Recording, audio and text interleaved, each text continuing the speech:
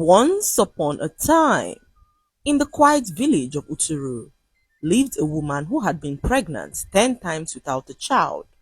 She was now heavily pregnant again, but something happened that no one could ever explain. It was a calm and warm afternoon, a day like no other, with the calm breeze moving through the entire village as the people went about their activities, not knowing what laid ahead. The young woman, whose name was Ndidi, went into early labor. The first push hit like a thunderbolt in her body as the midwives did all they could to guide her to safe delivery.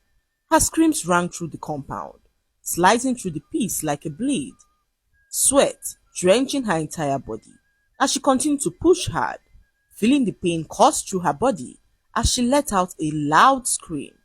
The baby slid out of her, and silence filled the entire room. No cry, no movement, no heartbeat, as the midwife looked down at the baby in her arms, hoping that it wakes, but nothing happened. So she looked up at the mother and broke the sad news to her that her baby was dead. Ndidi let out a heart-wrenching cry. She could not believe that her baby was dead. 10 babies dead in less than 10 years. She stared at the midwife in disbelief, her chest rising and falling rapidly, and for a moment it felt as though she had forgotten how to breathe.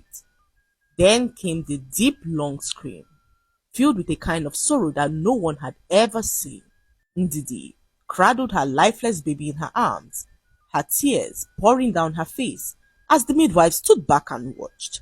Her husband Tochi knelt in the dust outside their hut, pounding his fist into the earth as he cried out in grief. His wife Ndidi carried the baby in her arms as she walked out of the hut, collapsing onto the bare ground. Her body shook with sobs as she raised her eyes to the sky and cried out, Oh heavens! Give me back my child! You have taken 10 from me. Please let this one stay. The villagers gathered as they watched the sad scene unfold before their eyes.